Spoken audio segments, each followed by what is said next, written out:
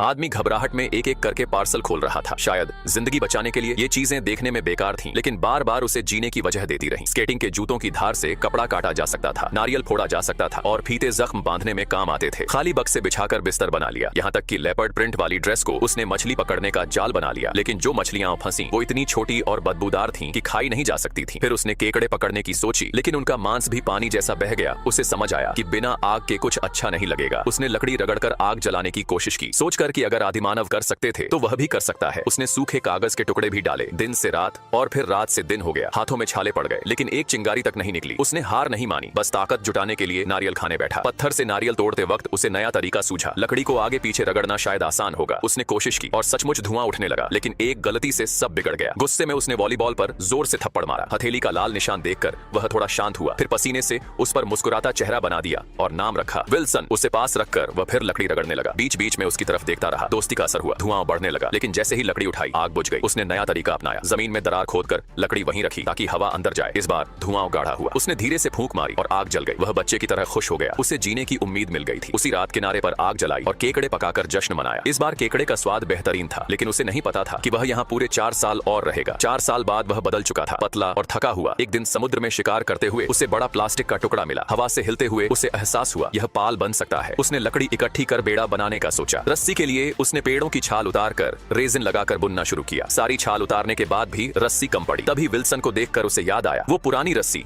जो कभी खुदकुशी के लिए बनाई थी अब उसकी जान बचा सकती है। बेड़ा तैयार हो गया। निकलने से पहले उसने अपनी प्रेमिका का दिया पॉकेट वॉच और वह सुनहरे पंख वाला पार्सल लिया। विल्सन को बांधा और पत्थर पर 1500 दिनों का हिसाब लिख दिया। रस्सी खोली और बेड़ा पानी में उतार दिया। समुद्र में जाते हुए उसने पीछे मुड़कर द्वीप देखा, जहाँ वह 4 साल रहा था। सफर आसान नहीं था। प्यास में बारिश का पानी, भूख में मछली। एक दिन तूफान आया और सुनहरे पंख वाला पार्सल बह गया। कुछ देर बाद विल्सन भी लहरों में डोलता दूर जाने लगा। उसने देखा और बिना सोचे समुद्र में कूद गया, लेकिन रस्सी की लंबाई खत्म हो गई। चाहकर भी उसे छोड़ना पड़ा। बेड़े पर लौटकर वह टूट चुका था। चप्पू फेंक दिया और बिना विल्सन के सो गया। उसे पता भी नहीं था कि एक जहाज पीछे से गुजर रहा है। सौभाग्य से पानी की हलचल ने उसे जगा दिया और जहाज के लोग पहले ही उसे देख चुके थे। वापस आकर उसने अपनी पुरानी प्रेमिका को देखा, लेकिन वह अब शादीशुदा थी। उसके पति वही थे जो कभी उसका दांत ठीक करने वाला डॉक्टर था। 4 साल पहले का पार्सल आखिरकार उसने पहुंचा दिया और उस पर अपना छोटा सा धन्यवाद लिख दिया।